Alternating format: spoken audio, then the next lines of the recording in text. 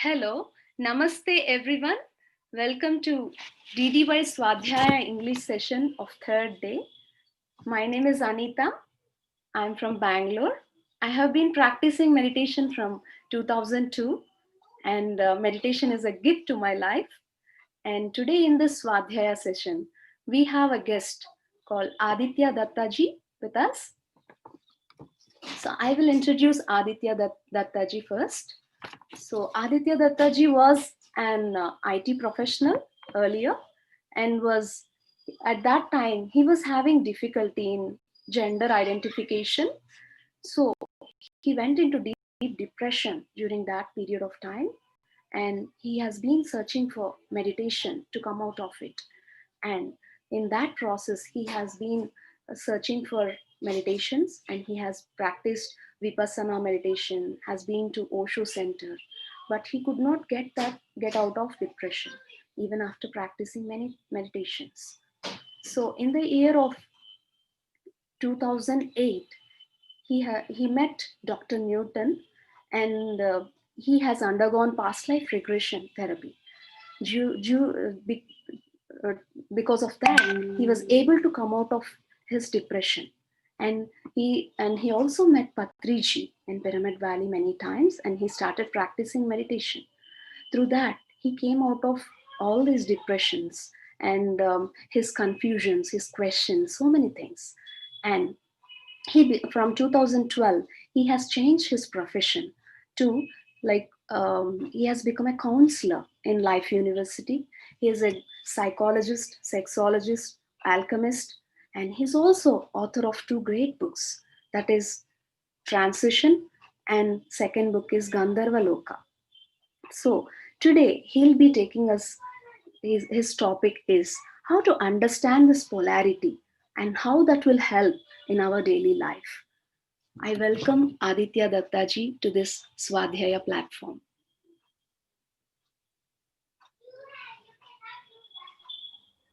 Welcome, sir. Thank you, Anita ji. Thank you very much to the Pyramid Sangha.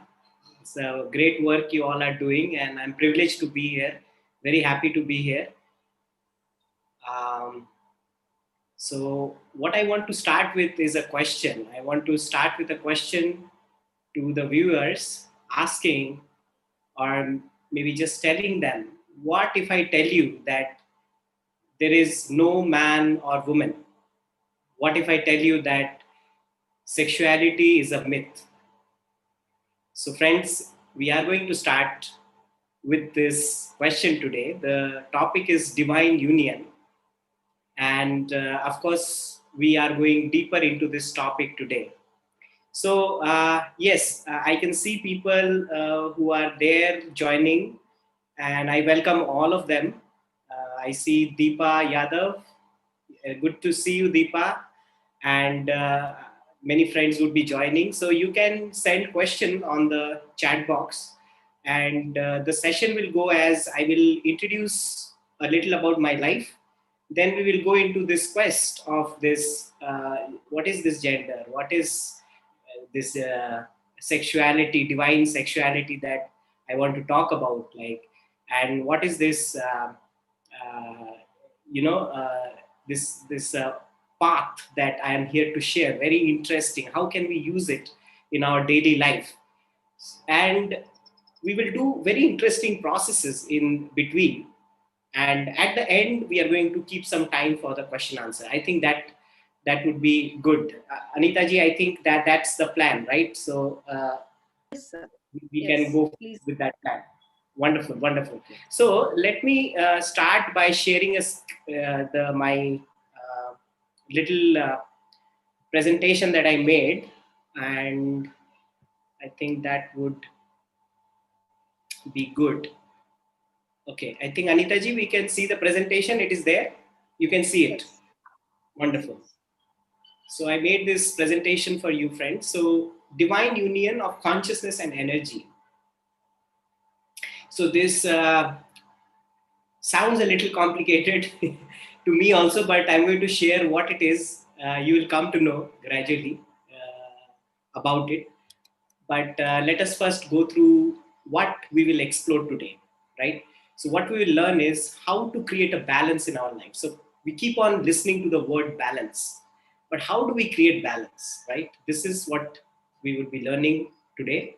And what is this divine masculine, divine feminine? We are going to learn about what is this wounded masculine and feminine, how to create a strong identity. As you know, in the spiritual path, we keep on saying, right, we have to dissolve our identity. I am nothing, right? But in the earth plane, there needs to be a strong identity, my friends. We are going to talk about it. And finally, we are going to talk about sexual transmutation. And I have I hope you like the exercises that I'll be doing today for you to get a clarity on this subject. So I would start by, with this quote that I want to be whole. Why do we even want to understand spiritual subjects, or why are we interested in meditation?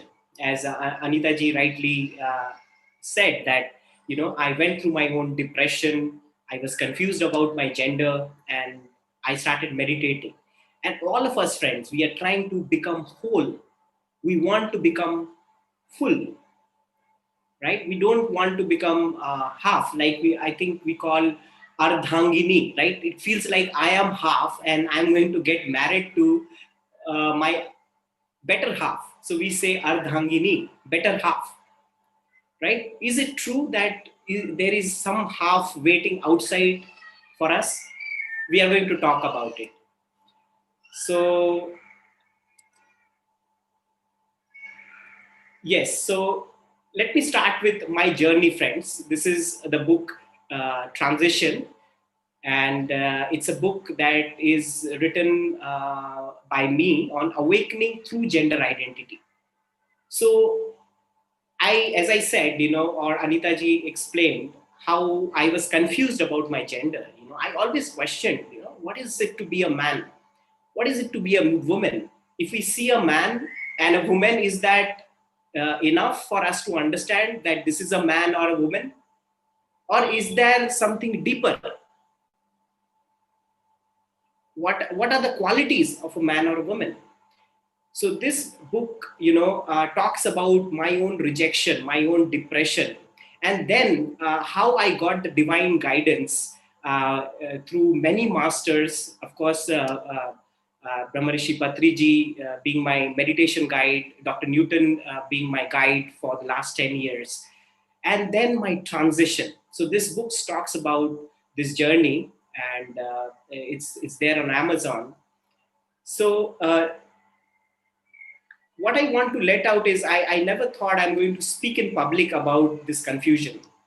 But after I meditated, after I went through my process, something inside me started pushing me to talk about my journey. It said, I need to share it to people because there's so many taboos attached to, especially the male, female identities. We have put this gender, gender bias is there. So many things around gender and sexuality. So I thought, I need to speak about this subject, about my journey. So that's what this book is all about. And then, after I wrote the book, I felt this book is not complete. I felt incomplete inside, and it happened during this lockdown. I went into like kind of a depressed state, when the lockdown started, and something started coming out of me, and I started just writing. I connected to like a plane of poets, of singers, of architects, of scientists who started communicating with me, and I started asking them the question about this gender, this masculine, feminine, and they started giving me answers. So it's a beautiful plane I connected, and I can say like it's kind of like a channeling that happened to me during that time, and they started giving me the grander picture of gender and sexuality. It's an upcoming book called Gandharva Loka. I didn't know what Loka I was talking to, but then in my meditation I was told that this is Gandharva Loka, and I met very wonderful masters there. One of the masters, they were called the shape shifter. They didn't had a shape. They can, they always keep changing shapes. They can become a tree and then a leaf and then a bird and then a man, then a woman. They are always, changing shapes. And they gave me the broader spectrum, the broader picture of uh, this gender identity, this masculine, feminine, and sexuality. So I questioned all, whatever I had in my heart, whatever confusion I had still left, I started questioning, and this book is about that. So it is talking about the grander version of gender and sexuality, and all the myths about sexuality and gender. They clarified to me. They trained me. What is this? How can we evolve with this energy?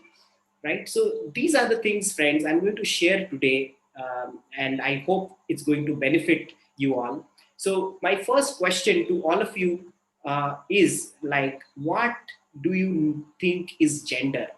So I'll give you like half a minute here. Maybe you can type some answers wherever you are, and tell me, what do you mean by this term, gender?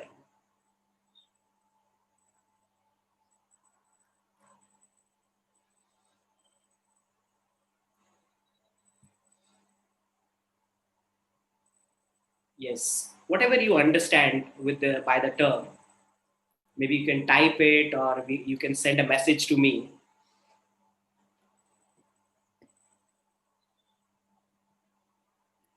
Right, it is a construct, right? It is a construct, right?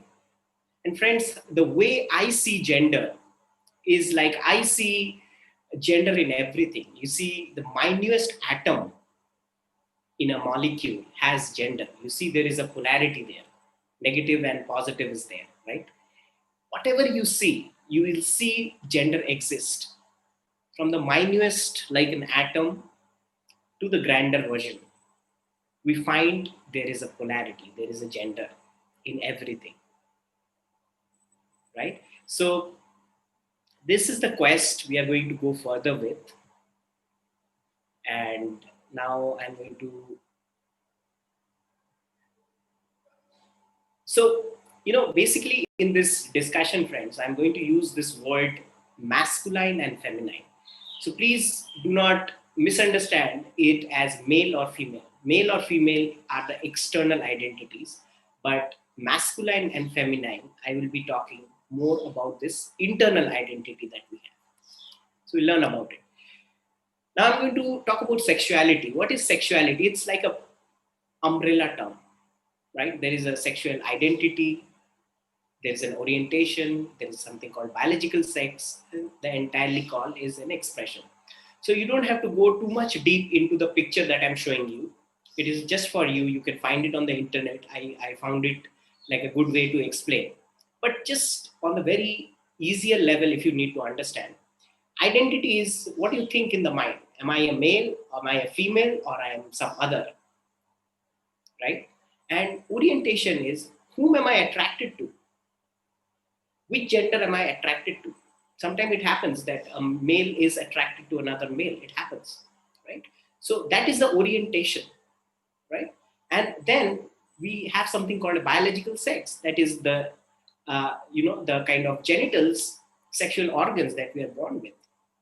That is the biological sex. And then this entire package of this thing is called the expression.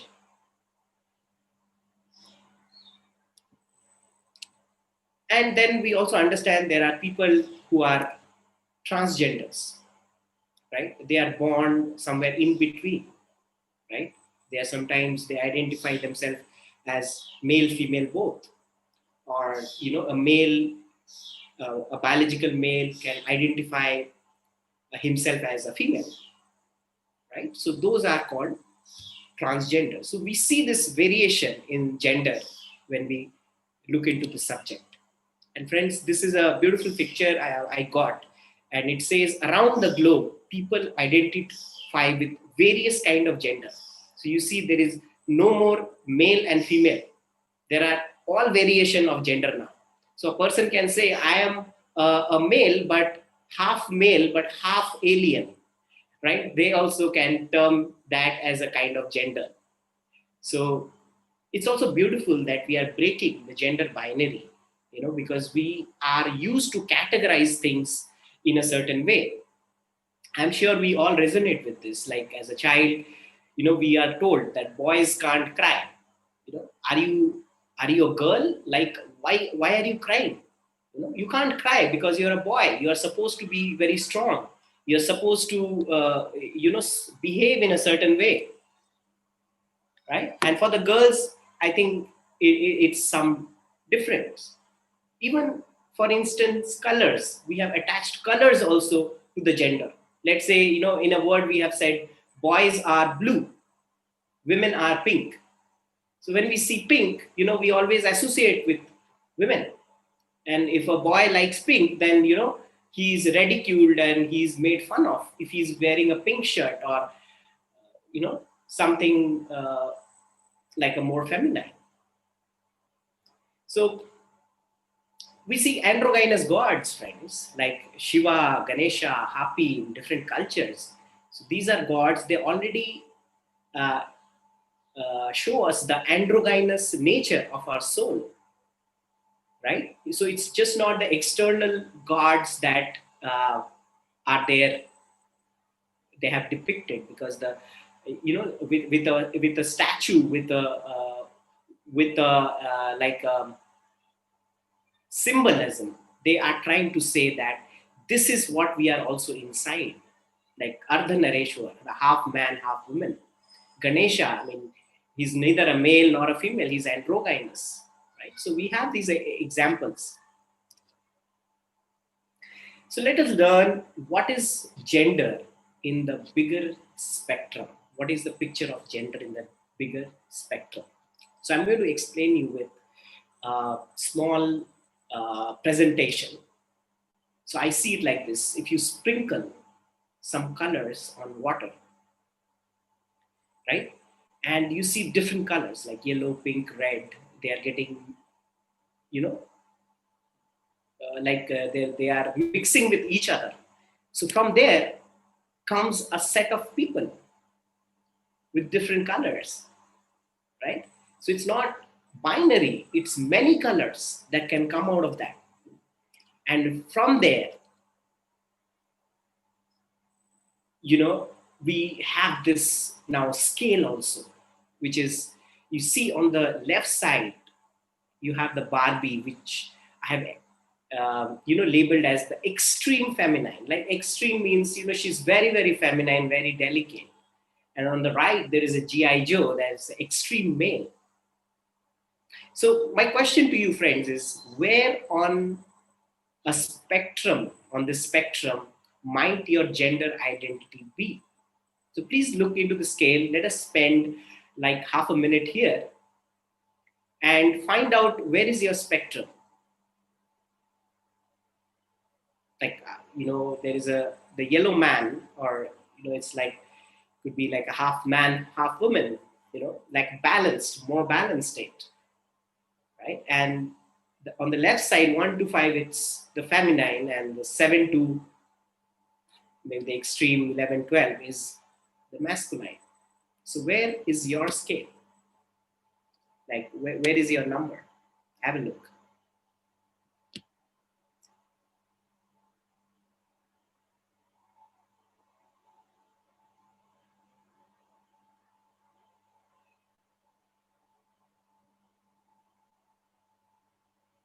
Right. So, friends, these are like clues, because when we are questioning gender, we are getting more deeper into understanding our identity. A person who has understood gender, he has crossed, or he or she, because the person is going to go into the soul understanding. Gender is the last identity that falls off from a person, right? So let's see. Yeah, so here is what we are going to talk about, this balance. And why do you think like we need a balance in the masculine feminine? That's what we are going to talk. Another example is I'm going to talk about by splitting of the sexes. Like what happened? Like what's the story? How did this male female come? Where did they come from? So this is what happened. So first it says there was a void. There was something uh, called, or maybe it's called nothingness, right? So the void is basically what? It's pure consciousness. And from the void, it started changing. The void started giving rise to something. So they say the void got bored becoming void. The void got bored becoming nothing. So it started becoming a frequency. Some sound, some energy started coming. And from there had been two divisions. Basically, it is one division. Like light started coming, and wherever there was the absence of light, friends, it was darkness. So basically, there is no darkness, right? It's like it doesn't exist, but it came like two division. One part started becoming the light, another started becoming the dark. From the light started coming further division, known and unknown.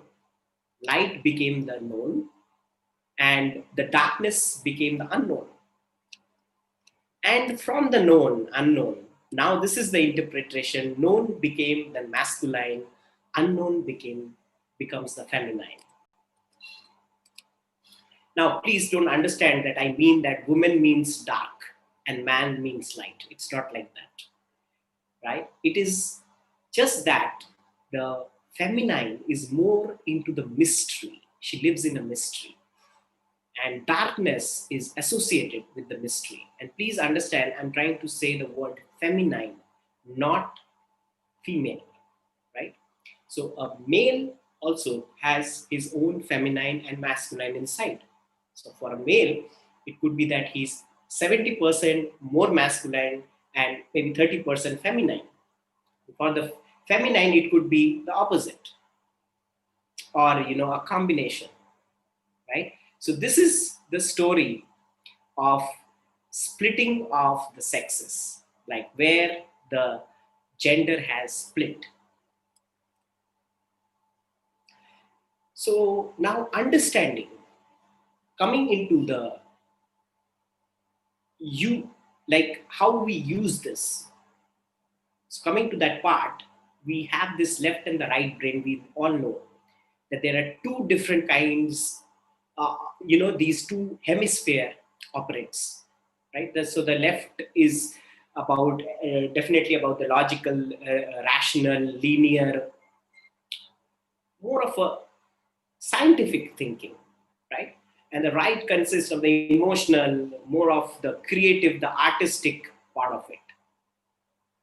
And we are understanding that both is very important. Art is as important as science, right? So the left hemisphere can be termed as the masculine, and the right can be termed more as the feminine.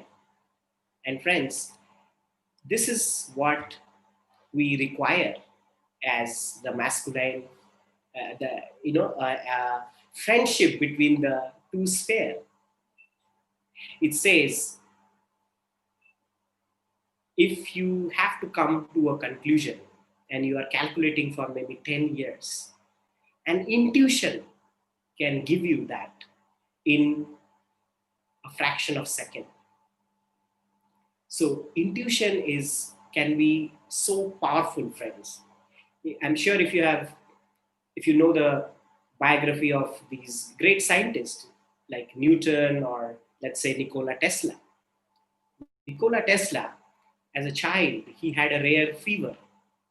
And in that fever, he started getting visions of his machines. right? And those vision he started drawing. And he confesses how his subconscious has shown all these, uh, because he was ahead of his time. Like even today, there is a lot of research going on Nikola Tesla. Today, we are still trying to understand what Nikola Tesla has said so many years back. How could he talk about all those things?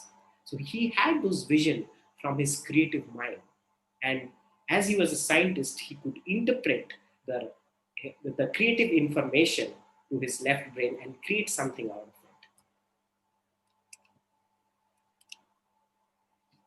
So here, now we come to the application part of it, friends. Yin Yang. Yin, the feminine energy, Yang, the masculine energy. In the Chinese language, there are different names to these masculine and feminine energies. So, what is it that we call the masculine energy now, right? So, he's a giver, right? He gives, and it's more of an outward flow of energy. He's creating something, he's manifesting something on earth, right? So, it's an energy that moves from inward to outward.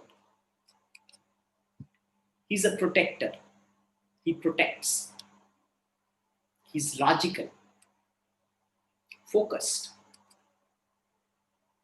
He's about nothing. He loves to have space. He wants to stay, in his cave sometimes. So he's about nothing.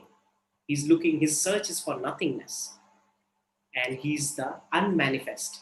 So friends, please don't get too much entangled with the words, because these words can flip. Some people can say it could be, because I have given the signs of the feminine. See, the riding a bicycle, or a woman warrior, is the woman is using her masculine power.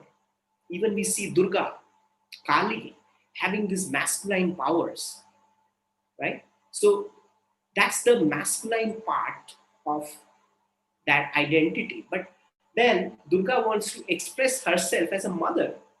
Her external, the picture that she wants to depict is as a mother. She wants to dance like a feminine, right? But that doesn't mean that she's not using her masculine power, right? So this is the masculine trait in a nutshell. And now let's talk about what is the feminine, right? Even men have feminine qualities. He can be a receiver, right? He can receive. It's an inward flow.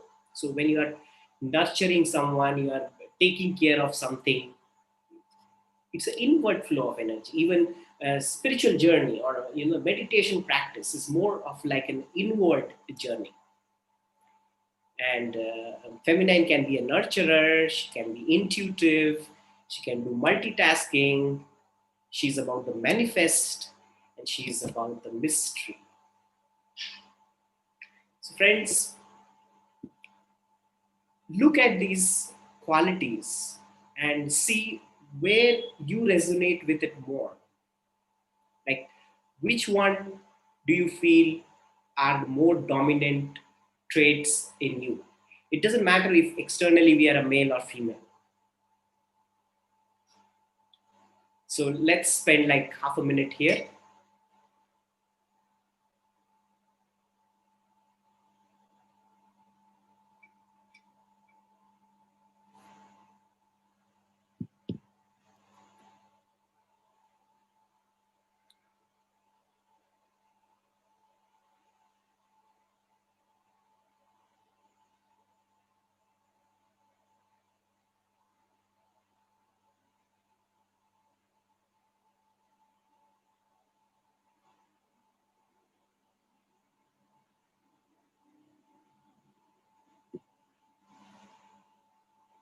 So friends, we all need these two qualities in our lives, right? So feminine and masculine. What happens is, sometimes if we are too much in the feminine end, we we feel that, there needs to be like a male who would be giving all the masculine support, the guidance, the discipline to me. And the female, I mean, who consider herself as more of a feminine energy, she waits. She first depends on her father, for example, and then she looks for those traits in a husband, right? But often this happens because, this relationships, this about a more of a give and take. So if the male is not able to provide those qualities to her, she gets upset. So hence, the relationship problems are there, right? And here, and it's same with the male, right? If the male feels that, oh, I need a female in my life who can give me the nurturance, the empathy, the compassion, the creative touch, right? And then, he has an expectation that one female would come into my life and provide all that. And for some reason, the wife can't provide that.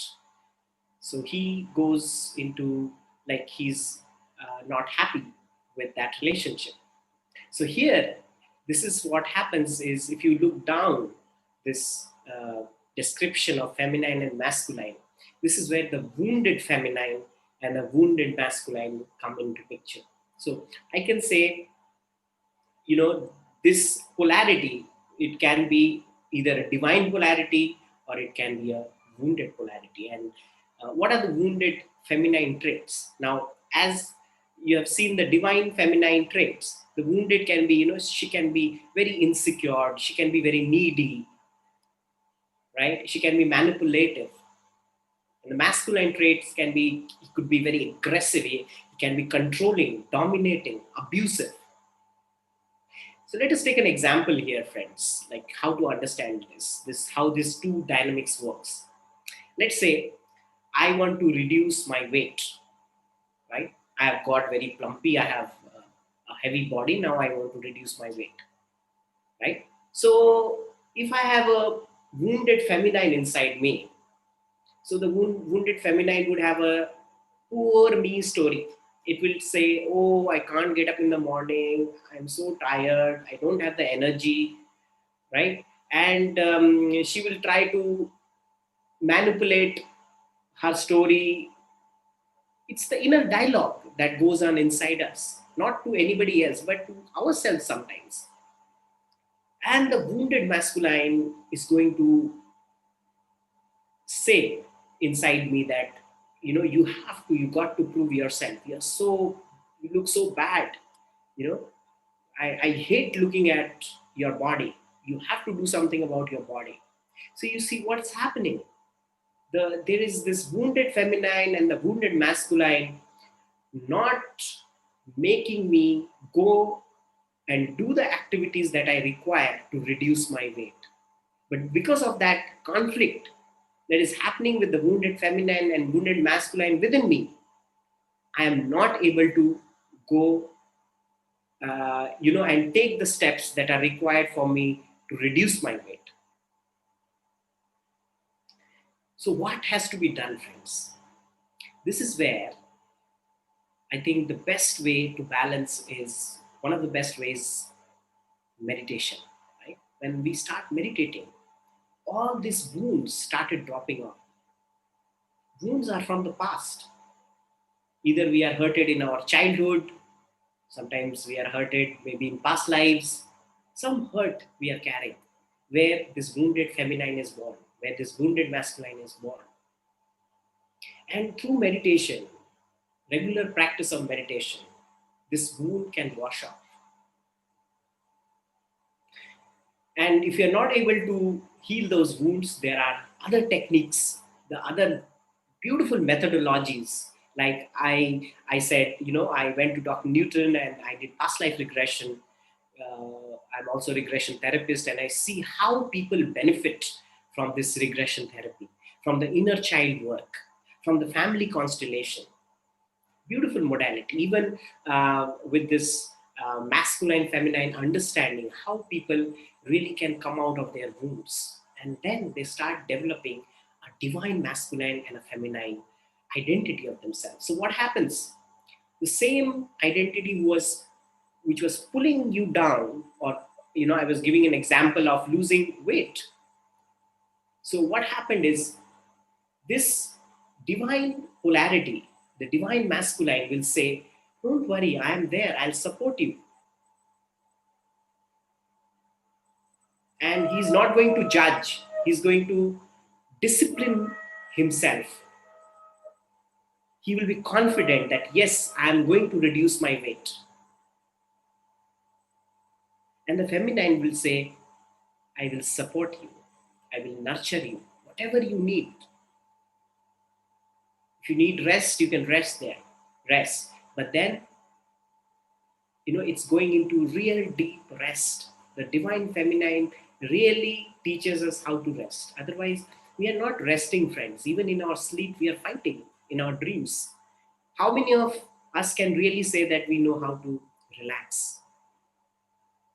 Only the meditator who are constantly meditating, they can claim that, they can really know what is restfulness, right? So real rest is required and spontaneous actions are required.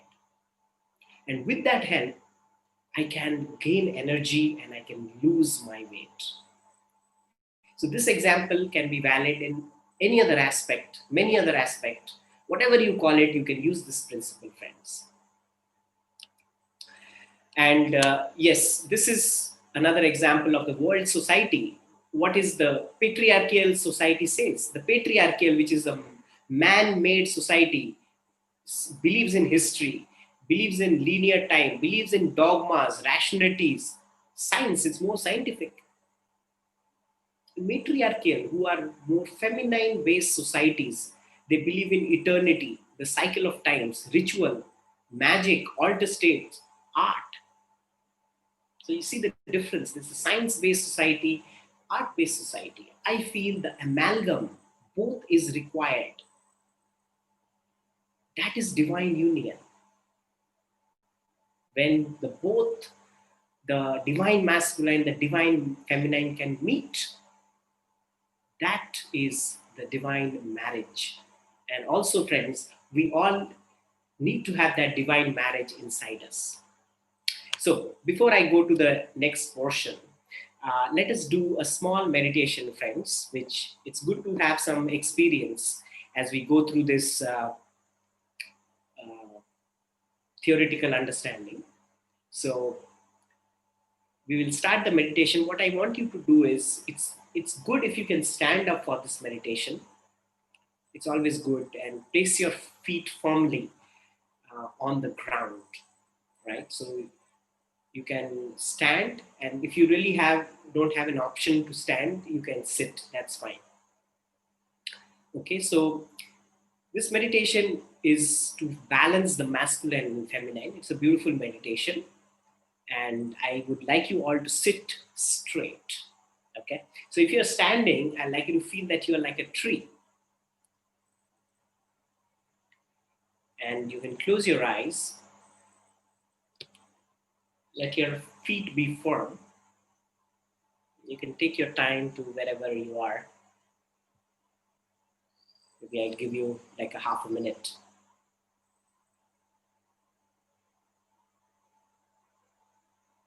Right.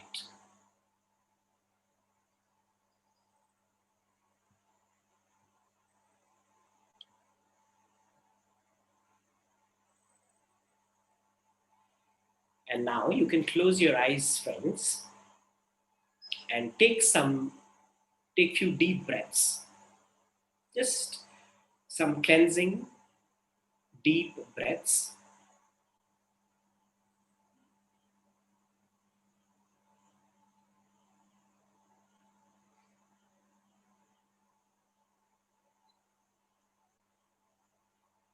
And first put your attention on your heart. Feel your heart. You're breathing in and out.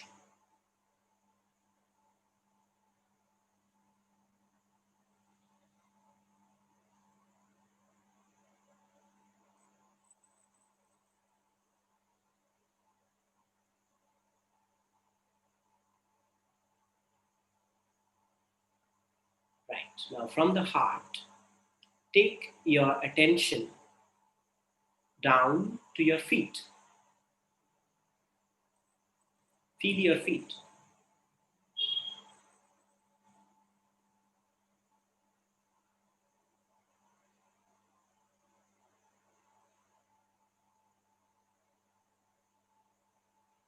And now, like a tree, imagine or feel that you're growing roots inside the earth, as if your lower body is developing roots, and the roots are going deep inside wherever you are, the room or the floor. Imagine they're going deeper inside the Mother Earth.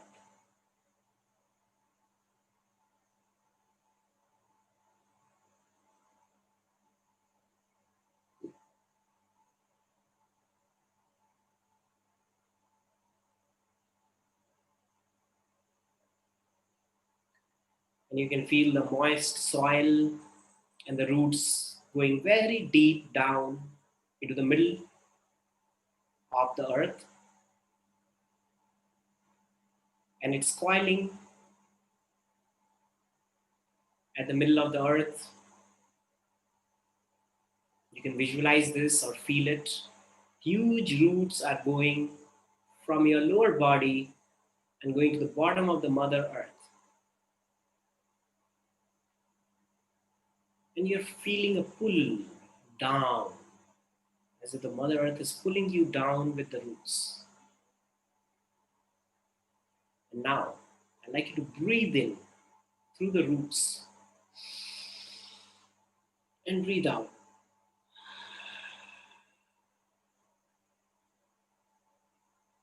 Breathe in pure nature energy. And breathe out any tension, anxiety, anything that you're holding in your body. Release it through your roots. Do it for a few times.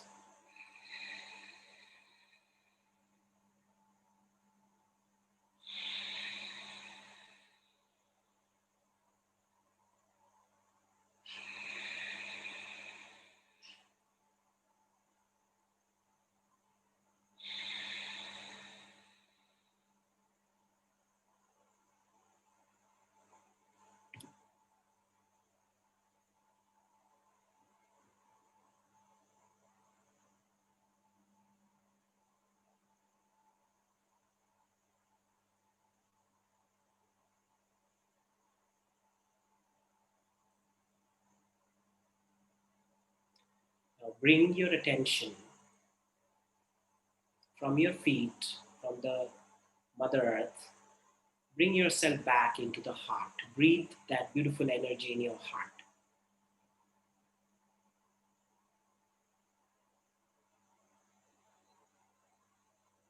As a tree now, feel that you're now breathing into your head. Feel that your attention is on your head. And from the head, you're growing branches. Huge branches is going like above the ceiling, above the clouds, above the sky.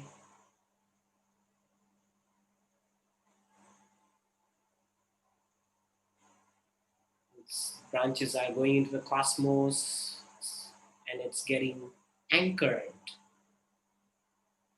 into the different galaxies.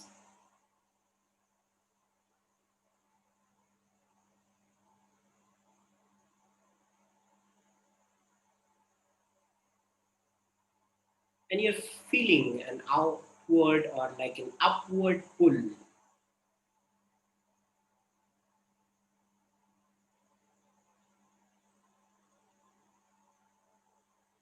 Now breathe in from the cosmos into your head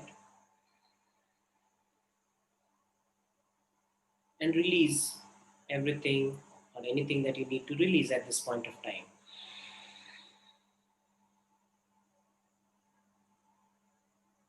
Breathe in.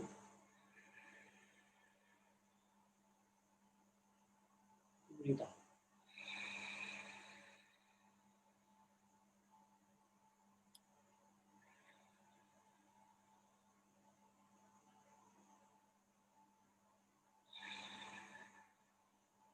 Couple of breaths.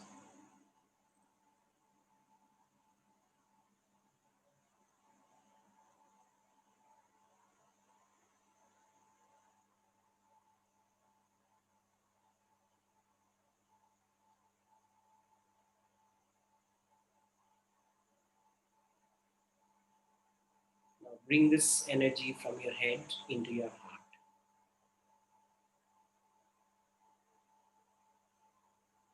Just feel that now you're breathing into your heart. As you breathe in, the heart is radiating.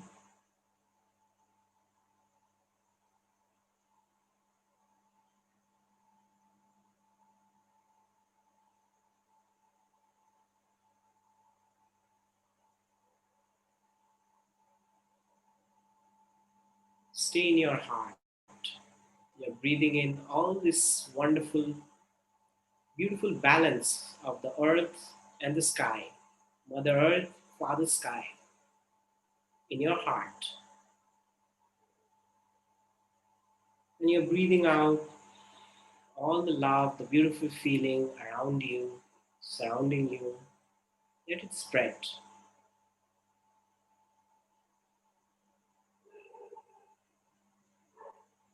And for a couple of minutes, just reside in your heart for some time.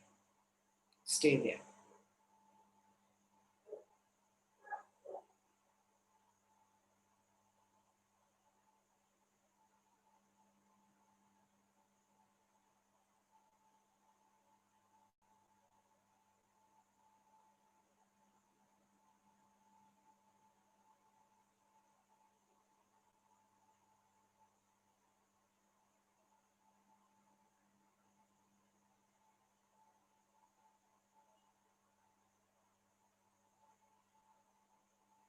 Okay, friends, now whenever you're ready with this beautiful heart energy, you can rub your hands, put them on your eyes, and allow your eyes to gently open.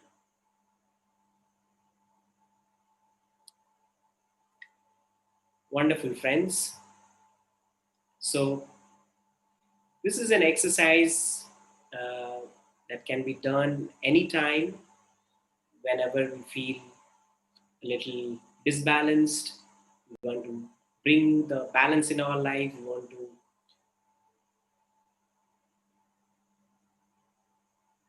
center ourselves. So, beautiful way to do that. Yeah. So we'll move on to the next uh, portion, friends, and more examples how to bring balance, friends. I feel the nature is a beautiful place. Anytime we want a balance in our life, we can just go out, reach the nature. Just being in pure nature is it brings us so much balance in our lives, right? So meditation, nature, and if we find ourselves disbalanced sometimes, also the practice of gratitude, we can shift that energy, that maybe we are not feeling confident, we are not feeling secured, or there is a fear. Immediately we can switch our mind to practice gratitude. What are the good things that I feel wonderful about? And I keep on repeating that in my mind. That can also bring in balance. So friends, meditation. Second is reaching out into the nature. Third is practicing gratitude. Immediately can shift our energy into balance. So friends, okay,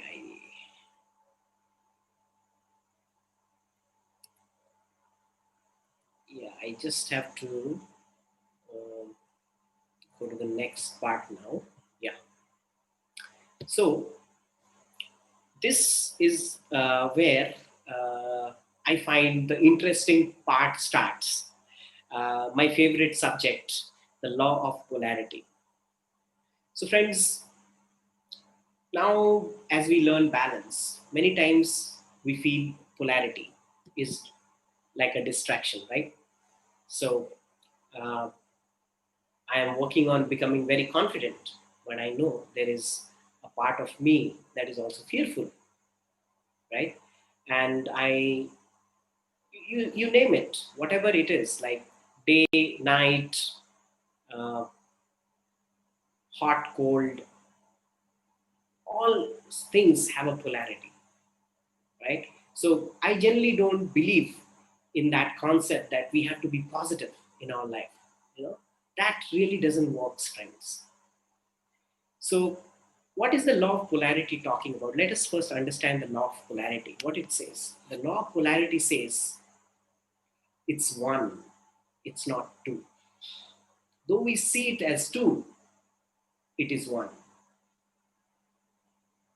Yes, it's sometimes difficult to see things as one because in our real eyes, with two eyes, when we are seeing things, it two things we are seeing. There is a darkness is coming in the night, and morning is there. Sense of perception, but the kind of plane that we dwell in is a relative plane, friends, and this might not be the same in the other plane.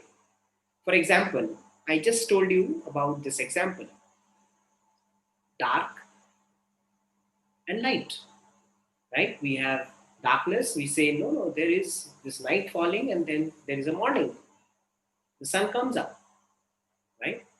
But what happens if you are taken out into the space? You are no longer on the earth plane. Will you still see day and night there? Don't you think the perception is going to change there? So why the law of polarity exists on earth? Because it's the kind of dimension or the kind of reality that we live in. So it's relative, friends. So the in that perception, now we can say yes, it's one. Where is the night and day? It's because of the earth's rotation, it's because of the placement of the sun, right? Another example I can give is, okay, we will say, oh, this is hot and cold. But the hot exists because there is a cold. What is hot cold? It is in comparison to something the other exists. In a whole, it is a scale. It's the scale called the scale of temperature. So the temperature exists. The hot and cold is again relative. Wherever we are in the scale, we perceive it that way. So the first law of polarity which we discussed is everything is one, it's not two, right? Second thing that I learned from the law of polarity, it says opposites are complementary. Opposites really are not there to trouble us, to take us out from our real nature, but opposites are complementary. They help each other. We see this beautiful picture of Ardhanareshwara, right? Shiva is the example of the right amalgam of the feminine and the masculine balance. He has both the qualities in him, the Ardhanareshwara root, right? And it says when we are in a healthy divine masculine feminine balance, it can help us. It's not opposites. I was giving you the example. How in a couple, the man can be like a supportive, he can be like a pillar of strength in the family and support the woman. And the woman can, in return, be the nurturer the mother, and the intuitive part in the family.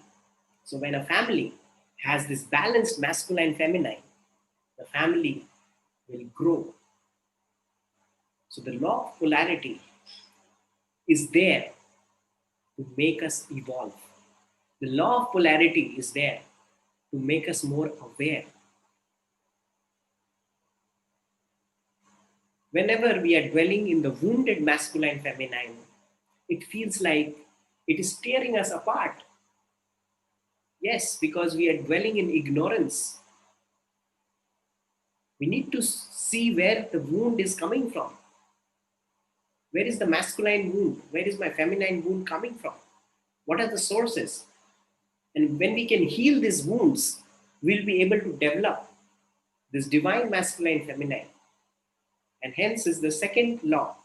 The law of polarity, the second law says polarity are they are complementary to each other.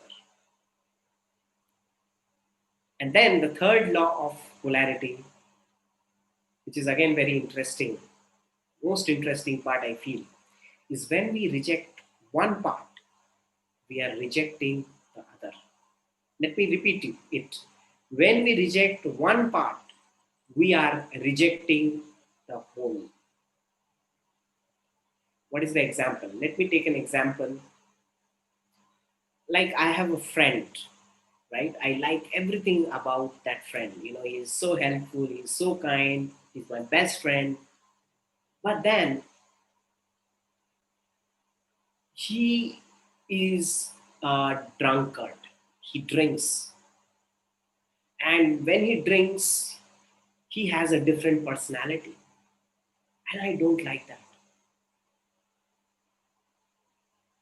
So, is it possible that I can welcome that friend in my life, or I can have that friend in my life without that part, which is a drunkard? Can I put that drunkard out of him and accept him as a friend? Is it possible?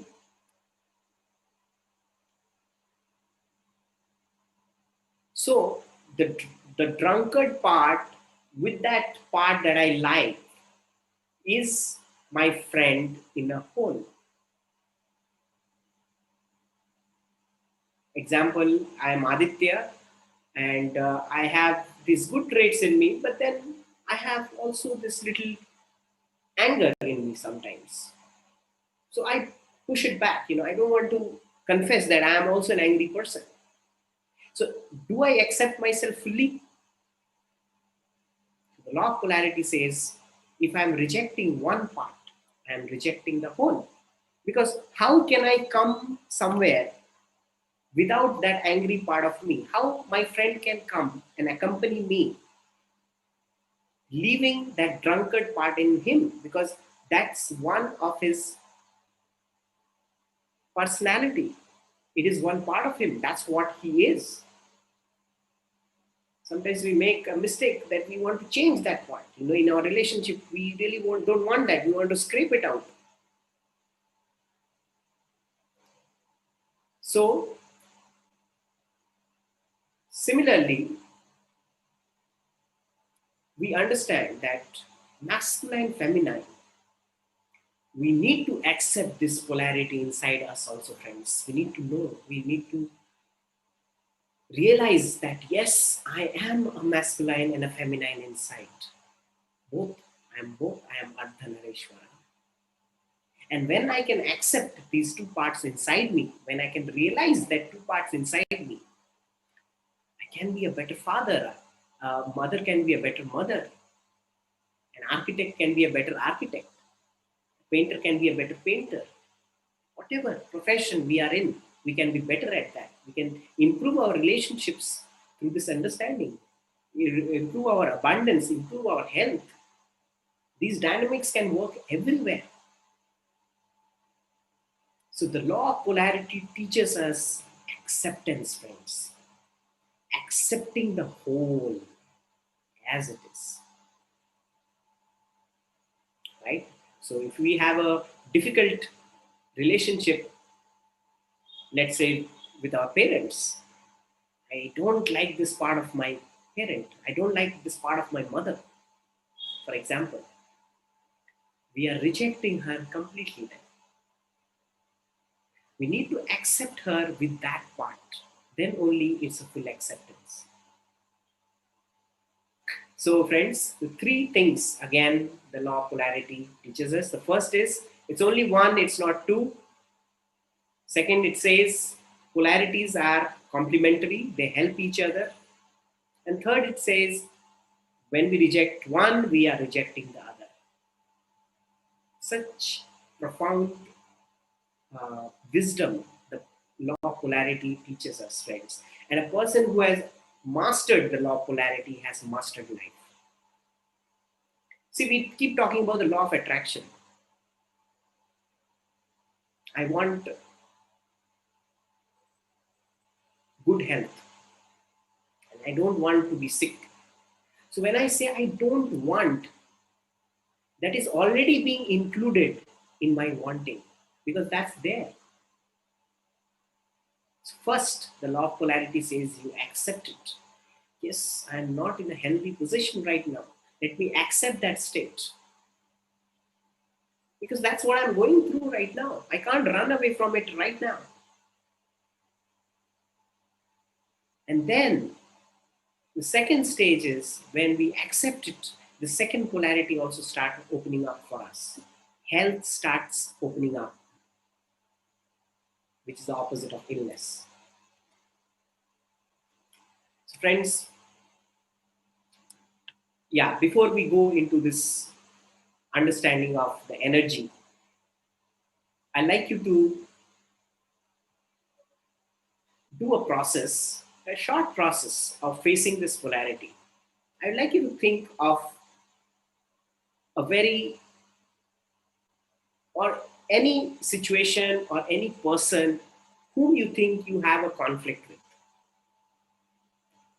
Any person or a situation where you feel you have a conflict.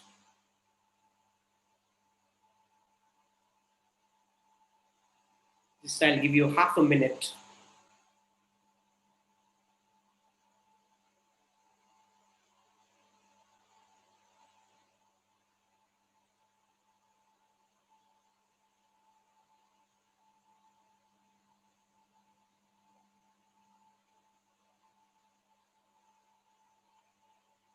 Right.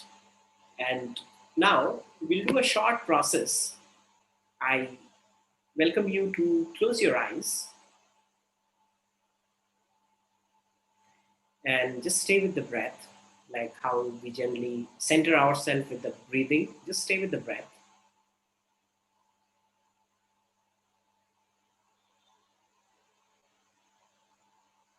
Or maybe take 2, 3 deep breaths to center ourselves.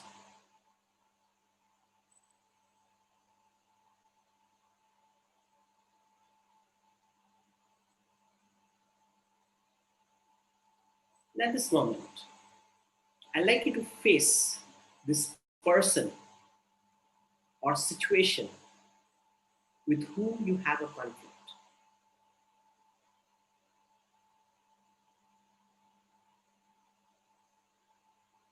Now, as you face this person or situation, whoever it is, you might feel angry, you might have resistance to face it, or there might be other sensations or discomfort in your body. I'd like you to stay with it. I'd like you to try this exercise, friends. Face that situation as if you are looking into that person's eyes, or if you're facing that situation right now.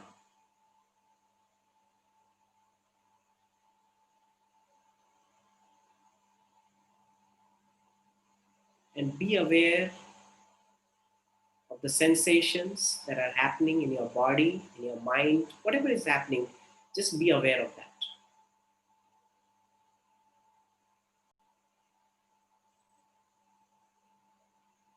Accept those feelings, even if they are not good feelings. It's okay.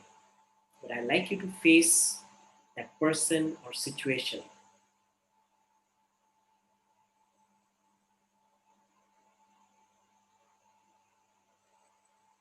And I'd like you to not go into any stories. Just face as if you're looking inside the eye of that person without any story.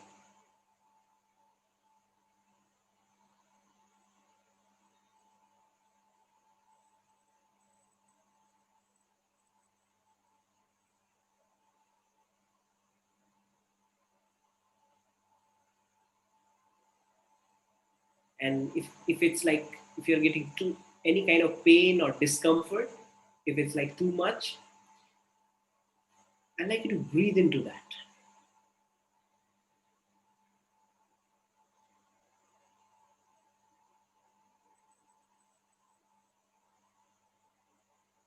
Keep facing that person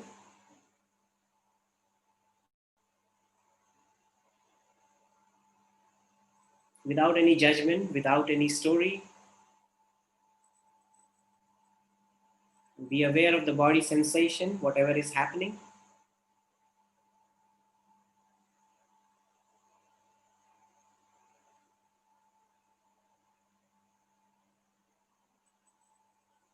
And keep breathing inside it.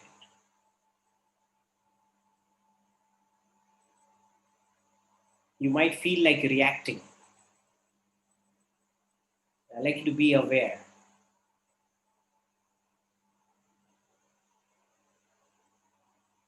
And simply you're breathing in and out of that sensation, whatever is happening in your body, in your mind.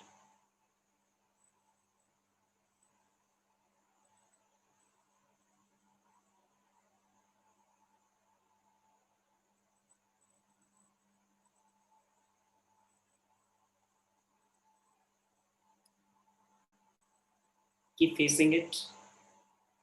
It's okay. You might get distracted again. Bring your attention back. Look into the eye of that person or feel that you're in that situation and keep breathing.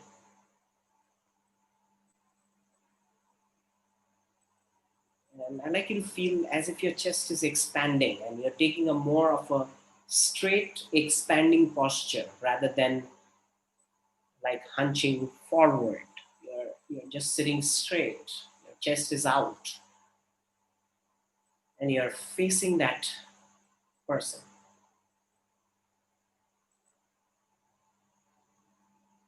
as if you're open.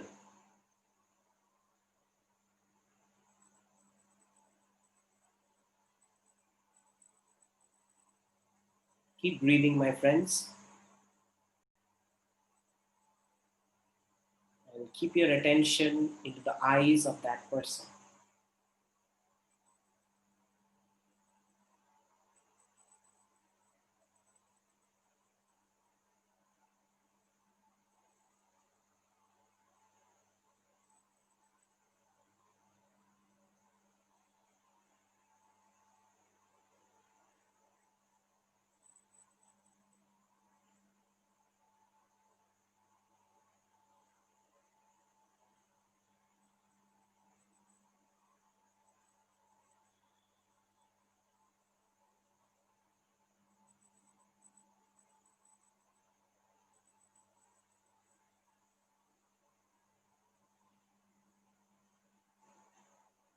Right. Now you may want to disconnect yourself from this person or situation. And I'd like you to go back into that tree posture. You can sit or stand up, becoming that tree. Imagine you have huge roots and your head has huge branches like tree, touching the sky, touching the space. And you're breathing inside your heart as if whatever the unnecessary feelings are there in the body, the residue, imagine that you're giving it to the Mother Earth and you're taking all this cosmic energy into your body from your head. become this huge tree.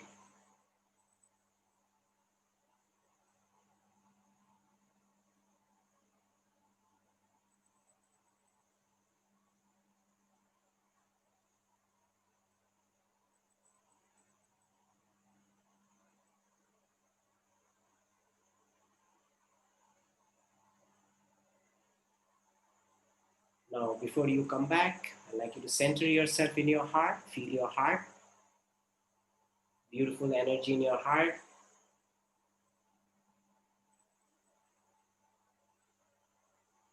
And whenever you're ready, you can rub your hands, put them on your eyes, allow your eyes to open. That's wonderful, my friends. So you can share your experience if you want. Anybody has any questions regarding it, you can ask. Um, Most of the time, what I hear people saying is they might come back with some pains in their body. Okay, so what I ask you to do is you can repeat this exercise again, right? And that will help you release this conflict or this conflicting situation, right?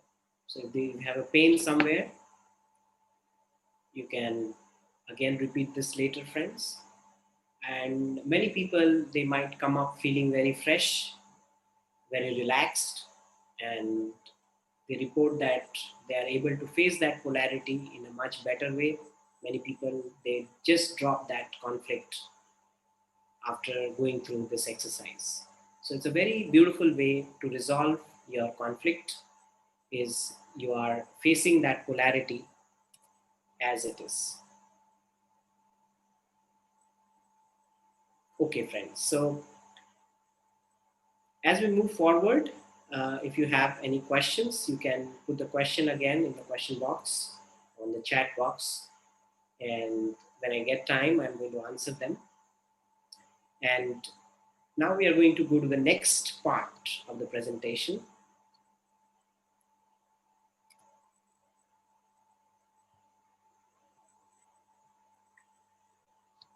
is to understand energy. So we know that we are made of some energy, right? And we are just not this gross physical bodies. So what, in my understanding, friends, what I understand as energy is there's only one energy in the body, and we have named it in different ways. Sometimes we call it the prana, the chi, sometimes the sexual energy, kundalini energy, the life force energy. It's the same energy, friends, that runs in our body. And for those two energies to run, like you see, there is a diode, right? The battery has two ends, the positive and the negative, right? And this energy in the body flows, from the positive to the negative. There's a flow. When there is two poles of the diode, the energy flows from one pole to the other. And this is what we have termed as the sexual energy. So this, now the next section, we're going to talk about this very interesting and maybe most misunderstood subject, which is the sexuality. So friends,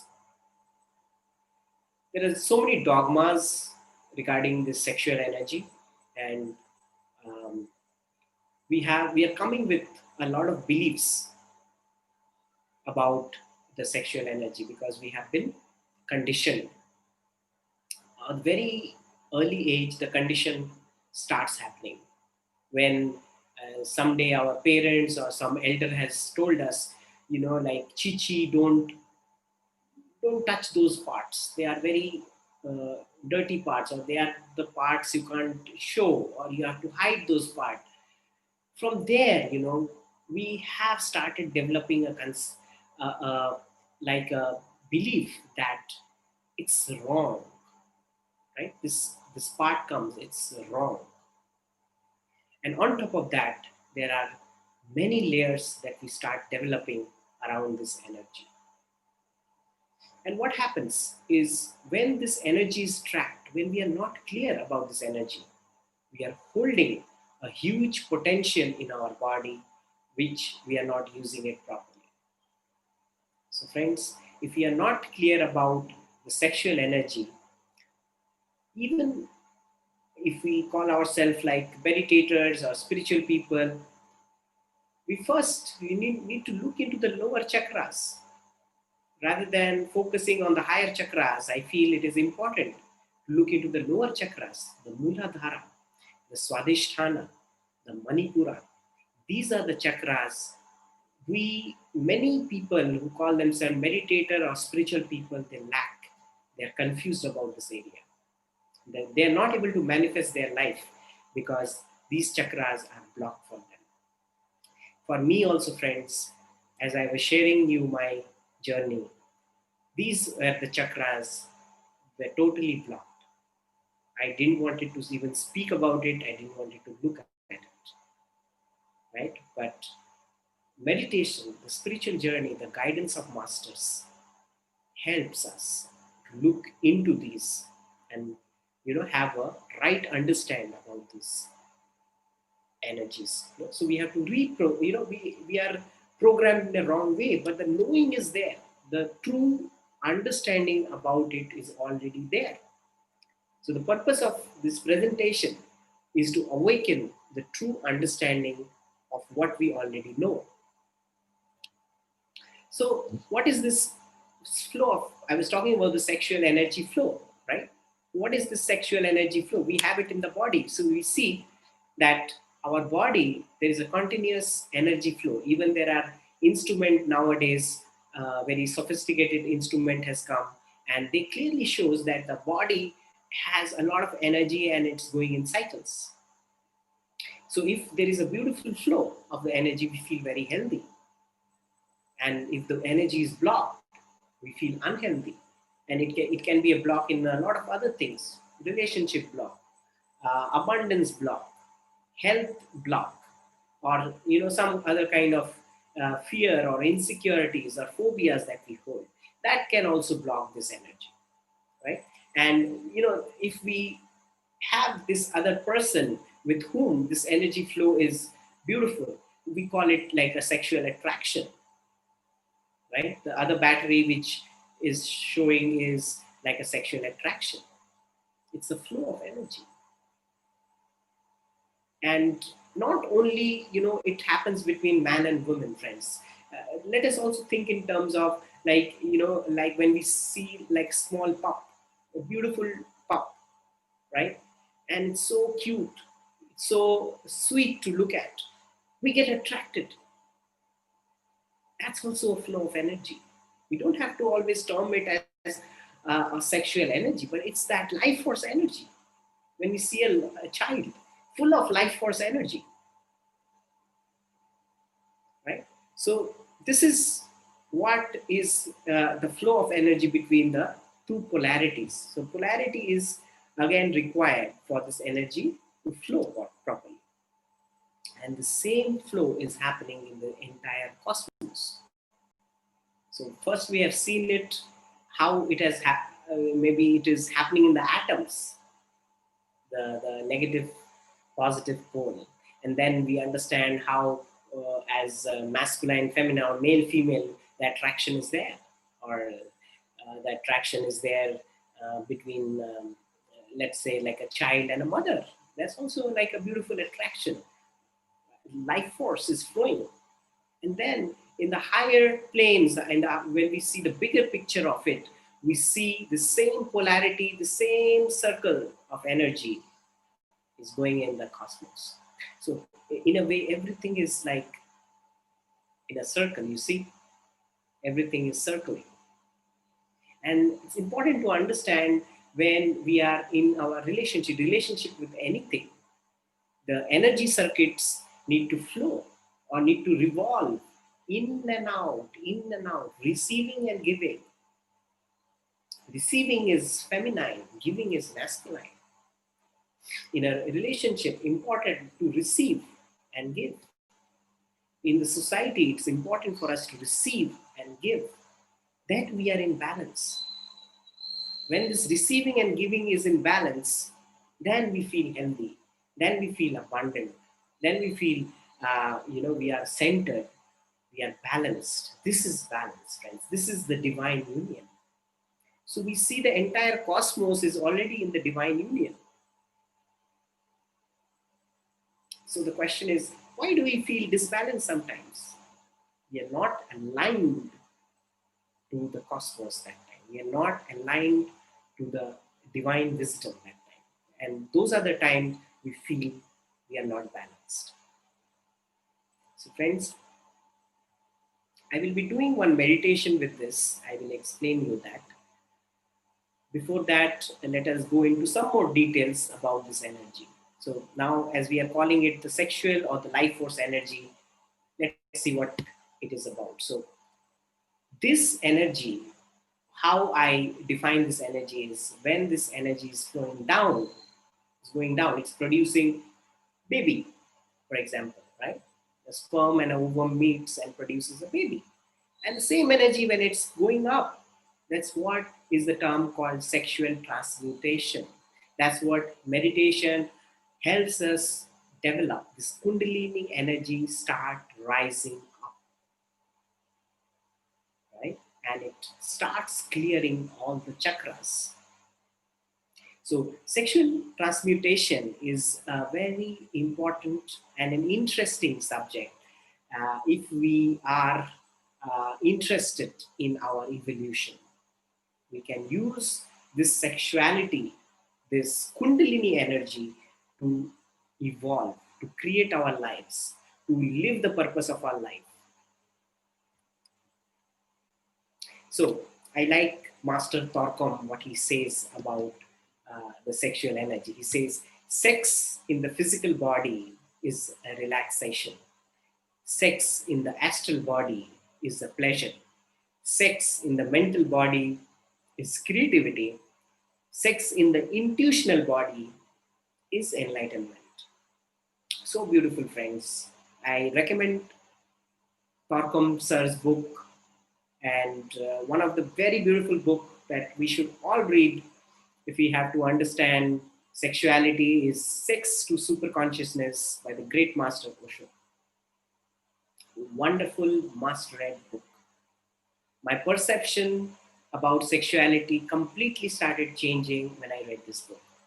Highly recommend, friends, this book, Sex to Superconsciousness by Osho. So let's go into a little understanding about chakras. I'm sure we all know how we are moving this chakra. We see the Muladhara, which is at the base of the spine. Then we have the Swadhisthana, Manipura. Then the heart, Anahata, Vishuddhi, Agnaya, and Sahasrara. Now, what are these chakras? Basically, chakras can be like a map in our evolution.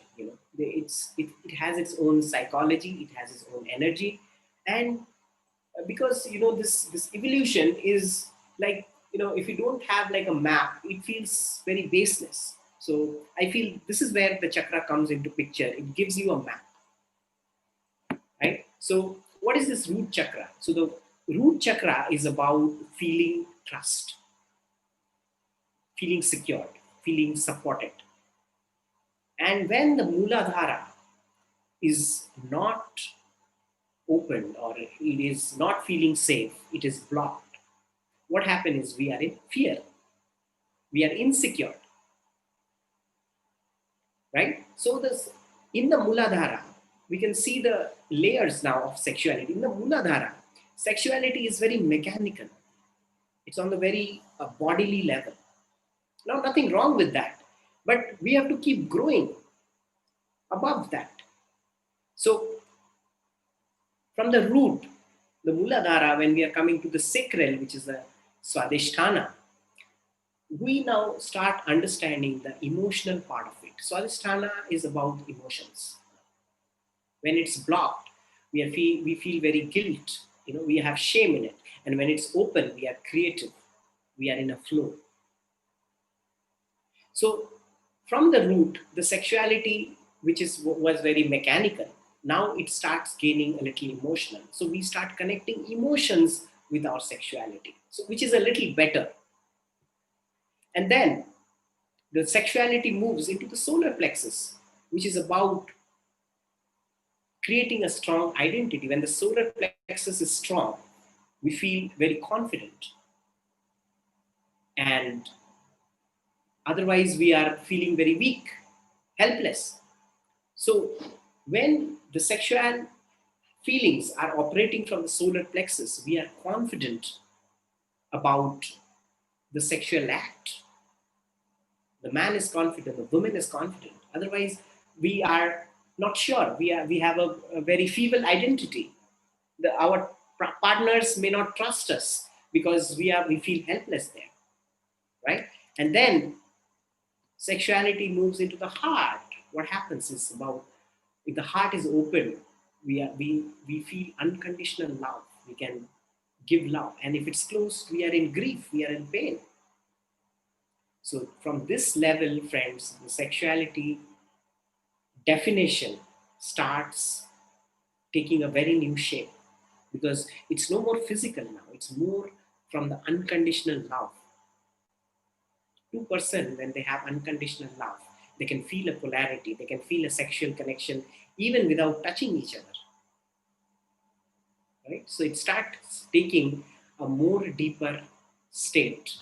And from the heart, when it's moved the throat, it's about vishuddhi. Vishuddhi is where we are, it's a chakra purification of expression of what we are talking. If it's closed, then we are non-expressive. So even the sexuality is taking a different form in Vishuddhi. It's more about expression, about creativity between two people, or even between yourself. Sometimes you don't need other to understand sexuality, right? And then it goes into the third eye, and that what Turkom master is talking about. Sexuality in your intuition, and you are having an intuition. With that intuition, you are connected to the other person. With your third eye, with your intuitive self, you can have a polarity, a connection with the other person. And then it's the crown, where you are feeling oneness. Of course, this is where sexuality dissolves, right? So friends, initially these chakras, we need to work. This is what is called the inner work, and we need to clear these chakras, all the 7 chakras. And it may not be in the chronological order, because some people's heart chakra is open but maybe the root is closed. Some people's sacral is open but the third eye is closed. So we need to know which chakra ours are closed. So there are beautiful processes that can help us clear. This is like a journey. This is like an inner journey. There's a map. We need to clear all these chakras. So interesting that, how like the sages or the meditators have created, or they have realized about these chakras. So now we can use it as a guide in our spiritual journey. So friends, yeah, before I go into this, I would do a process, the last process, and we can have some, yeah, if Anita ma'am want to play some music, she can do that. And I will explain this process, friends, before we go into it. So um, this is called our microcosmic orbit, how we have seen that all the cosmos are in rotation, they are connected. So this beautiful practice is called the microcosmic orbit, and it is about breathing. And I will take you into a process, very simple, very powerful process, and I'm I hope you will like it, right? So Anita ma'am, if you're there, you can, yeah, you said okay. So you can play some nice music. It's about Yeah. the connecting our uh, lower and the upper chakra, and then we move into the microcosmic orbit. And it's also to balance ourselves, our sexuality. There are many versions of microcosmic orbit, but I'm going to do a very easy version that can be easily understood and can be done by all. Again, friends, so I hope you are all comfortable, right? Take a comfortable posture and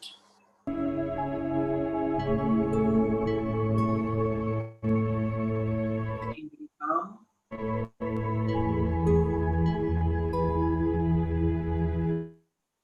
relaxed as we practice how to balance our energy. I think Anita ma'am, the music is cutting off, so I think we should turn it off.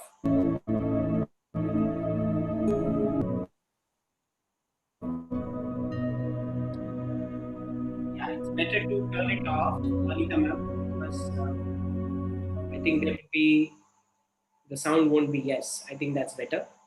So, friends, let us close our eyes, and as we meet in this beautiful time today, and because it's a beautiful knowledge, a beautiful wisdom that can help all of us to tune into our real nature. Because the purpose of sexuality, purpose of gender is to take us to our real identity. If we can follow this wisdom, whatever we have termed as lower, what we call sex, what we call gender, male, female, the understanding can take us to the higher self, to the higher wisdom, to our enlightenment. So there is nothing actually which is lower and higher. We say it's as above, so below, as above. So friends, let us close our eyes. We can cross our hands, cross our legs, or you can take a beautiful posture, sit straight.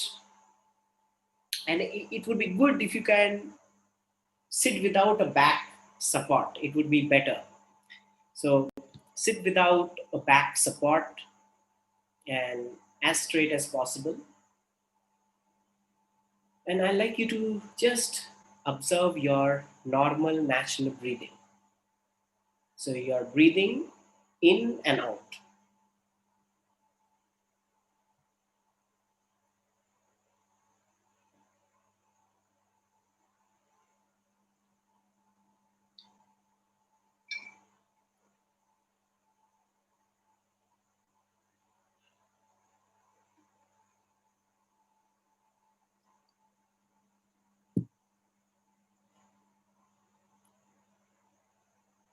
And as you breathe in and out, I'd like you to feel your heart, feel the heart center, feel the breath in your heart.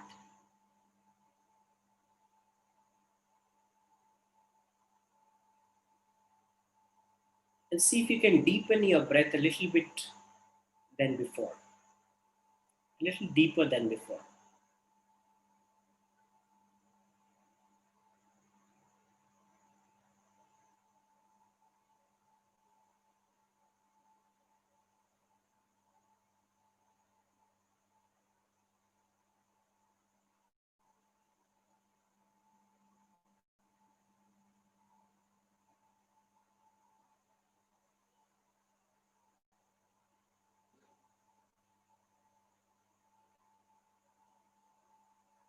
And now see if you can breathe to your Muladhara. Muladhara is where your backbone ends. Now feel that you're breathing in the Muladhara and you're breathing out into the Sahasrara. So basically, you're breathing at the bottom of your spine. And as you breathe out, Feel that your breath is touching your crown.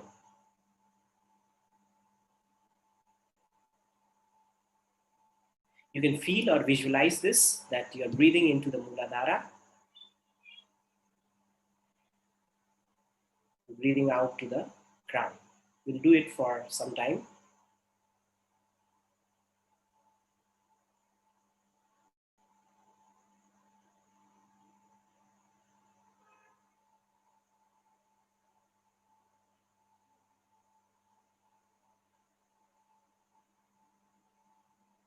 Breathe into the Muladhara, breathe out to the Sahasrara.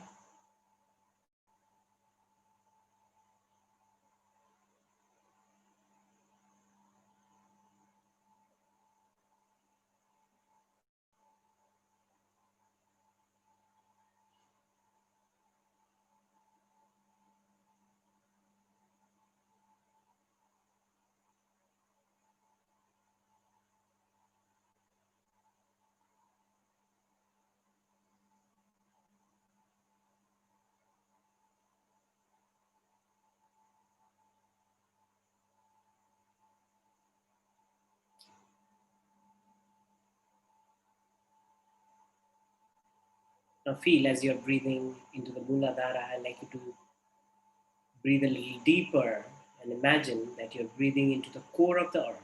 Feel that the breath is reaching to the core of the earth. As you breathe out, you're breathing into the middle of the cosmos.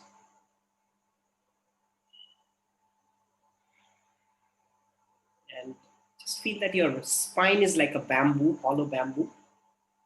And you're breathing through the spine, breathing into the core of the earth. And breathing out to the middle of the cosmos.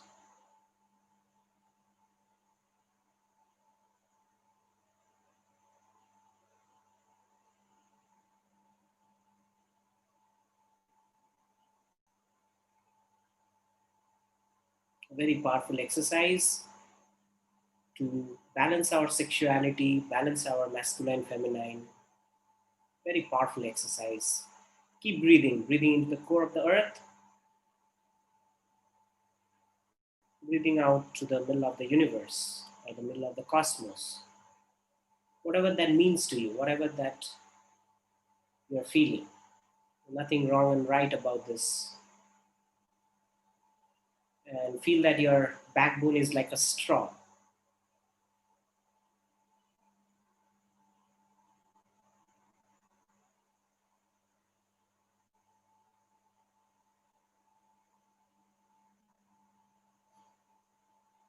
Breathing in through the straw into the core of the earth,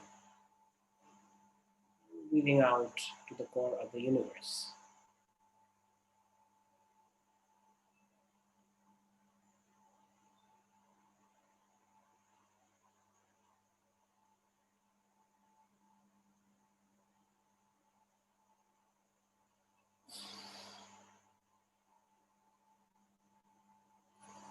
Keep breathing.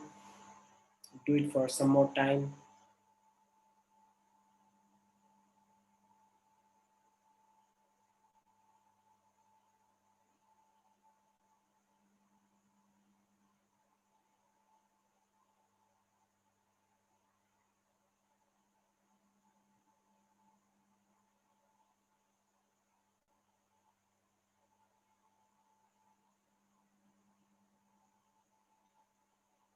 Like a hollow bamboo.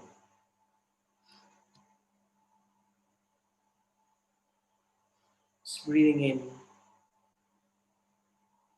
core of the earth, breathing out to the core of the universe.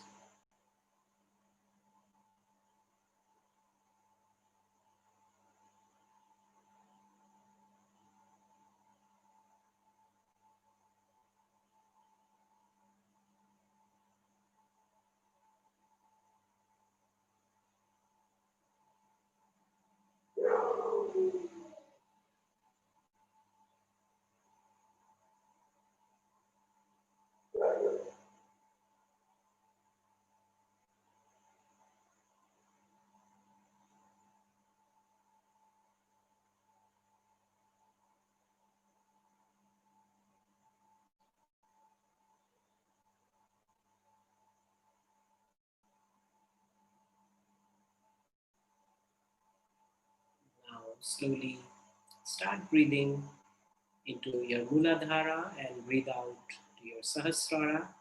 Make the breathing smaller now.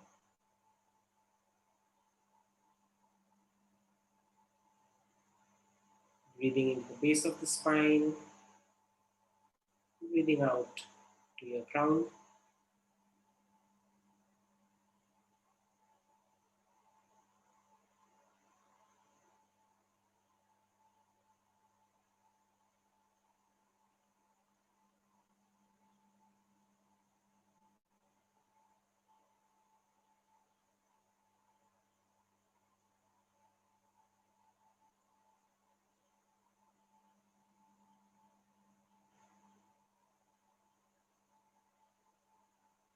And finally, I'd like you to come into your heart. Just feel the breathing in your heart and be there.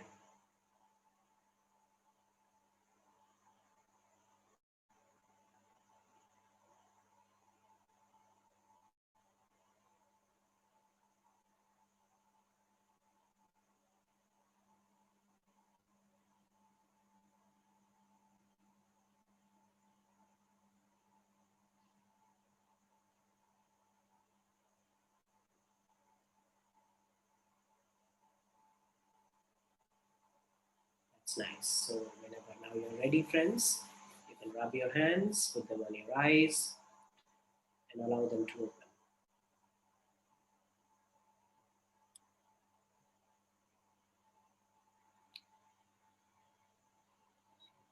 So wonderful, friends. So we are heading to the end of this class now, and here I would like to share some of the details I have. Um, so you can see these. This is some details about me, that I do some workshops on divine masculine feminine. One of the workshop was termed Ardhanareshwar, ecstasy, sacred sexuality, and this is the upcoming workshop which is coming possibly this month. The date are yet to be announced, and you can find all those information about me on www.adityadatta.net. Find all the information there. Also, you can catch me on Facebook, Instagram, or YouTube. Also, I want to share about this program that we call iDare, and there is a page called Meditation Simplified on Facebook where we go live every week, every Sunday, and we are taking some interesting topic to work on using different modalities, like different tools like masculine feminine balance, the law of polarity. We do exercises on that, and it's a free platform, friends. You are welcome to join there. Uh, if you want, if you're a therapist or you're interested in self work, you can join there, and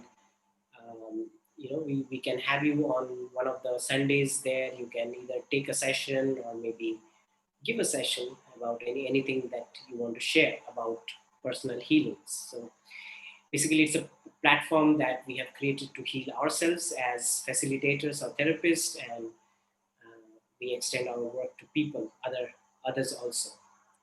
Right. So this is about me, and now I am ready to take up any questions that you may want to share. If you have any sharing, or if Anita ji has anything from anybody, you can also share, ask.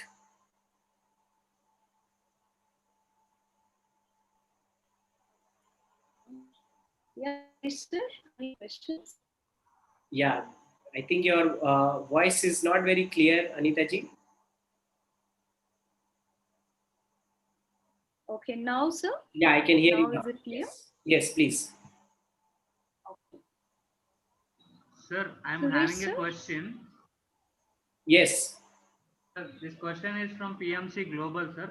They are asking what to do we if we have to face the situation with many persons. Situation is with many person. Yes, many persons. If we face different types of situation, So Right. how can we? So this is the question which came from PMC Global Live. Okay. Please, can you So answer this question? if the conflict is between many people, what happens then? Okay. So friends, if it's many people, we can place ourselves inside many people, because it is conflict is actually not many.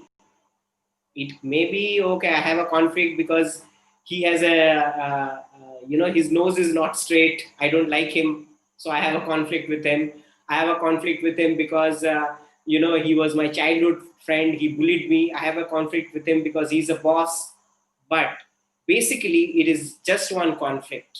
Maybe it's a conflict of how insecure I feel when I face them. So if it's 1% or if it's 100%, we can do this exercise facing all this 100% and feel what we are feeling. We don't go into any story. We can put ourselves in 100 people and we can feel what we are feeling and stay with that energy and breathe into that energy and see what happens. Thank you for this question. Anything else?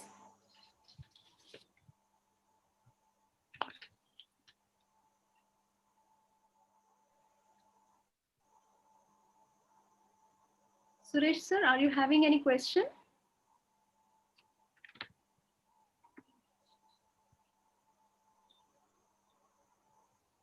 So if there are no question, I think then I am done with my job.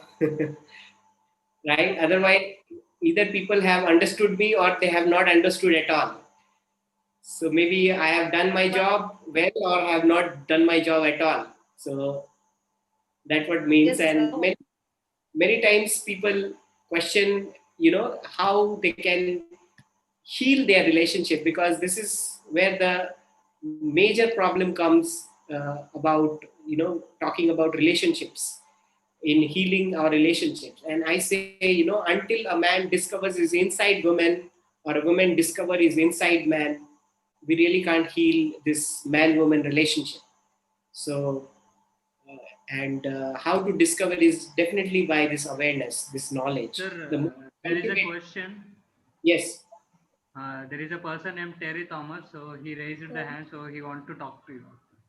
So, yes, sir, please. sir, unmute yourself and turn on your video, sir. Yes. Yes, Terry, good to have you. Good to have you here. How are you? We can't hear Your you, voice Terry. is not audible.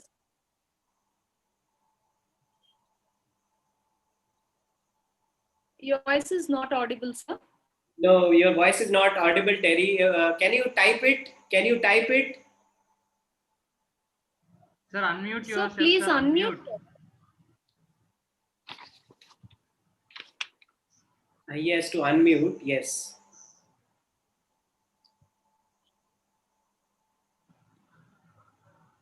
Yeah, he has unmuted. Yes, I think it's the same thing. Please type your question in your chat box, sir.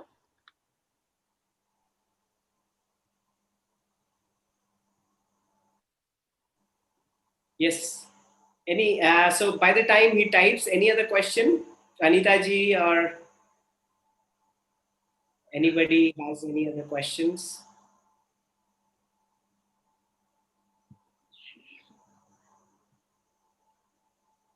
No question. No questions. Okay. Terry I Thomas, Terry sir, has typed a is question. My question is regarding how to understand our masculine and feminine sides otherwise. Okay.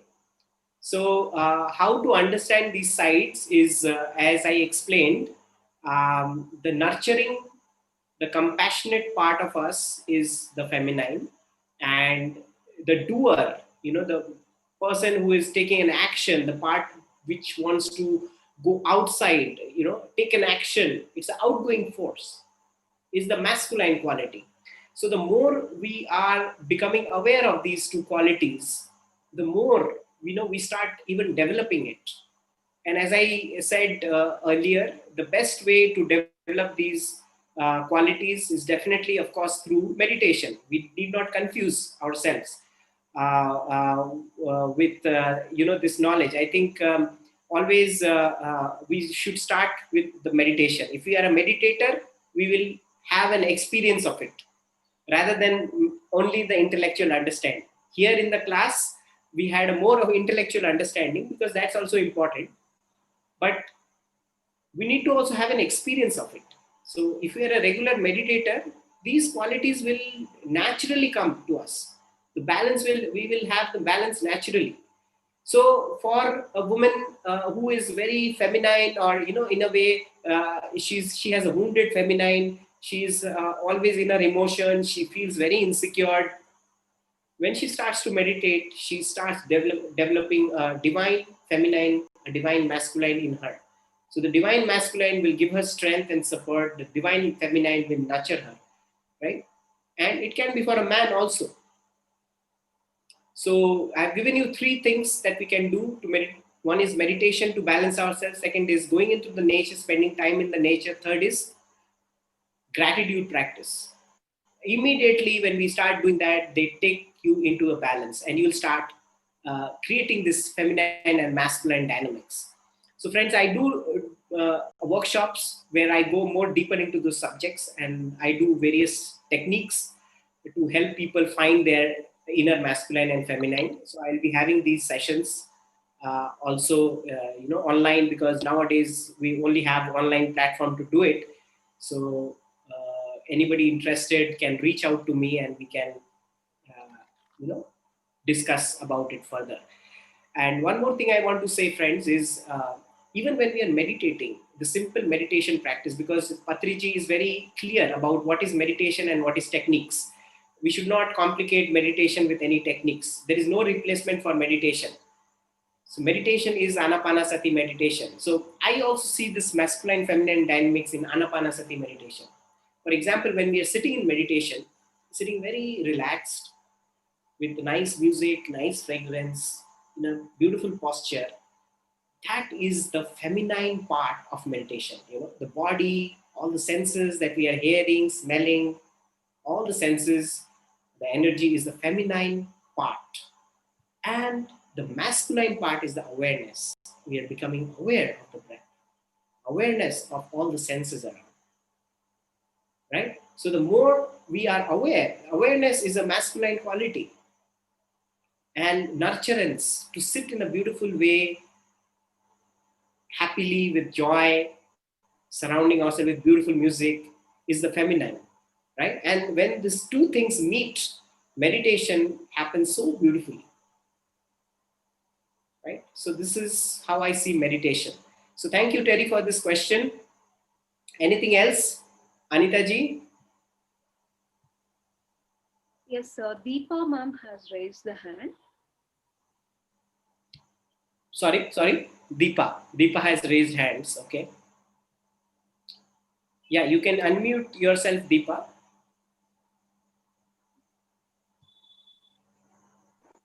Hello. Yes. Hi, Aditya. I Hi, loved Deepa. your session. Thank you so much for it. Beautiful processes you took us through. What I would like to understand is how to balance your feminine energy. I feel that I'm not very happy. At times I feel that I'm not very happy being a female. Had I been a male, then life would have been much more easier or better or more beautiful. But being a female has a lot of issues associated with it. Right. So it's like I've not been able to come to terms with being a female. Correct. So how do get over this, or how do you balance your energies, or how do you bring more acceptance about this in your life, so that your life becomes much more balanced and beautiful? Right. Very beautiful question, ma'am. Thank you for it. Many times we have faced this rejection. Like you said, being, it's hard to accept as a female. Sometimes it happens to males also. They don't want to, they don't want to accept themselves as male. But we need to go to the root of it. You see, if we, I'll give you an example. Like there are layers in our personality. So if you go to the root of it, sometimes what happens, there might be in the childhood, there might be an absence. I'm giving you an example, Deepaji. It may not be for you, but there might be the absence of the father figure, or there might be an absence of the mother figure. So what happens? The femininity is not nurtured. The femininity is not protected as a child, right?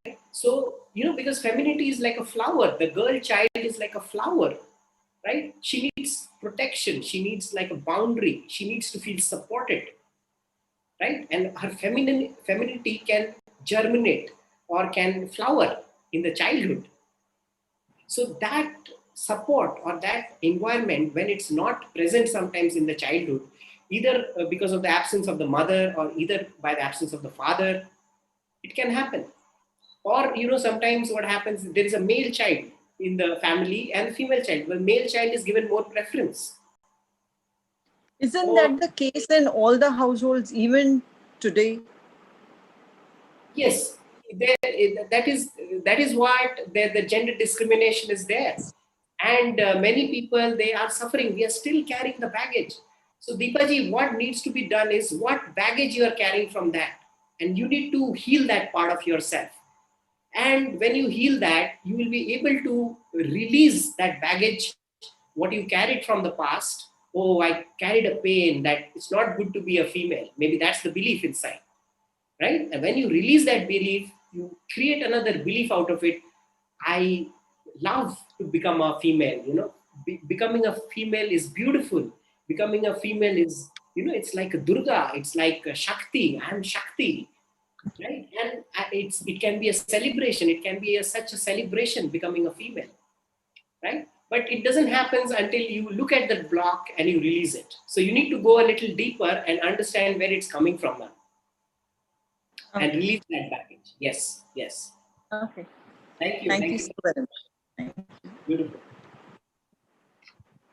Yes.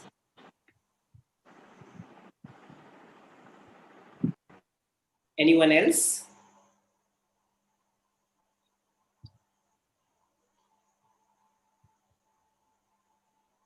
Yeah, I think Anita ji, we are done, I think, with the questions. Yes.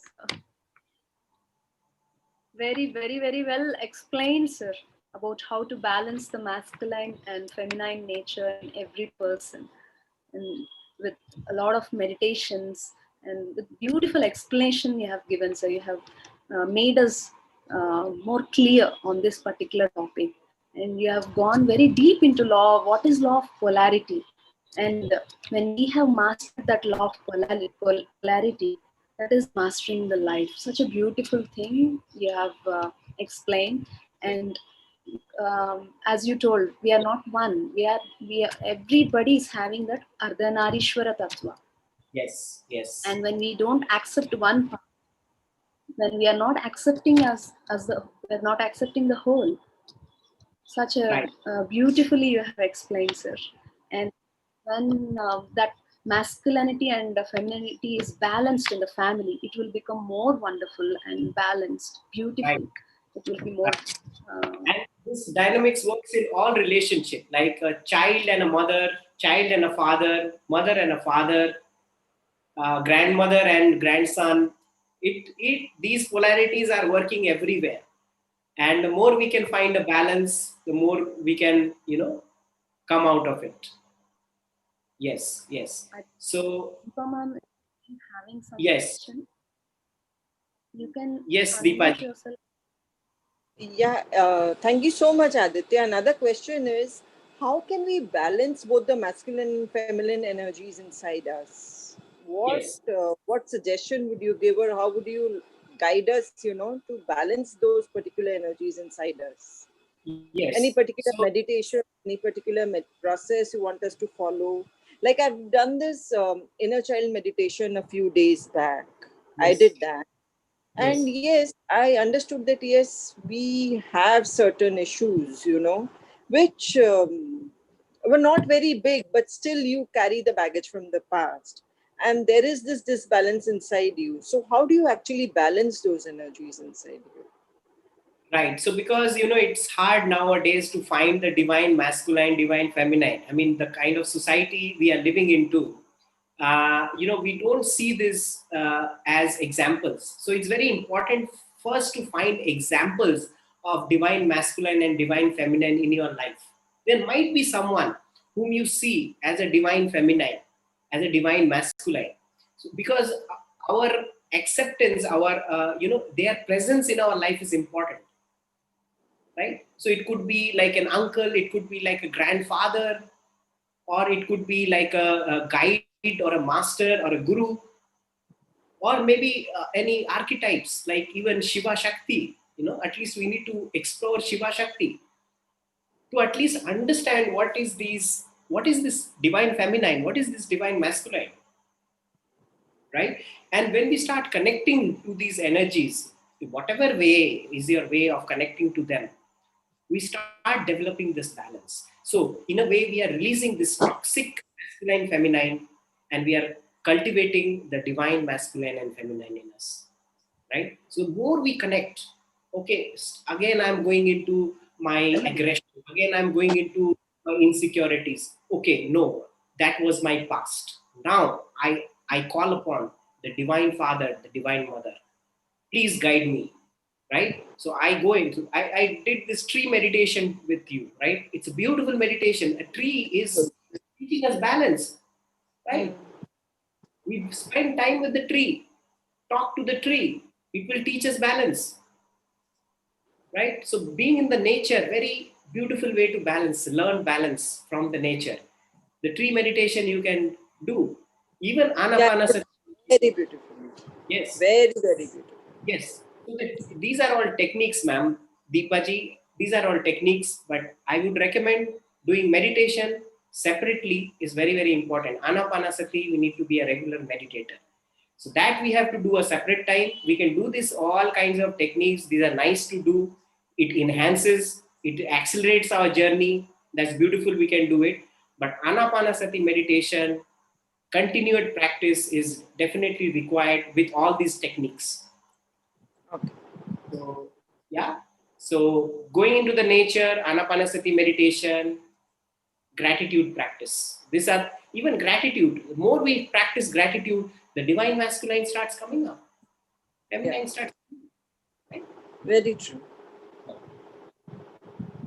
Very true. I do have a gratitude journal which I write in every day, Yes, and right. it does help. It helps a lot. And there are some processes like, from the Taoism, from Tantra, um, studies of, and you can do those studies also. I do some workshop, with an amalgam of Tantra, Taoism, I'm part of your WhatsApp group. I do follow you. wonderful, wonderful, madam. Wonderful. So I try to bring out these different practices, and we don't know which techniques we will be connecting to more, and that really liberates us, right? Apart from practicing meditation, right? It may be a beautiful practice for us to support ourselves. So yes, thank you so much, Deepaji, for joining. Thank Very you. nice Thank to have you. you. Thank you Thank, so much. thank you so much. Okay, friends. So I think we are done with today's call, Anita ji. Thank you very much. Thank you, sir. Thank you so much for detailed explanation of how to balance feminine and masculine energies wonderfully. And Yes, meditation is the final solution where we can connect with ourselves and heal that and balance the masculine and feminine energies. Thank you so much, sir, for that wonderful session. Thank you. thank you. And my last message for everyone is we need to become like an alchemist. We all are alchemists. And meditation teaches us alchemy. So meditation and inner work has to go hand in hand. Only not just meditation. Meditation plus inner work is so important for our spiritual progress. So if we can do it continuously, we all become an alchemist, and we all are alchemists. We have to recognize that. Thank you. Namaste. Thank you.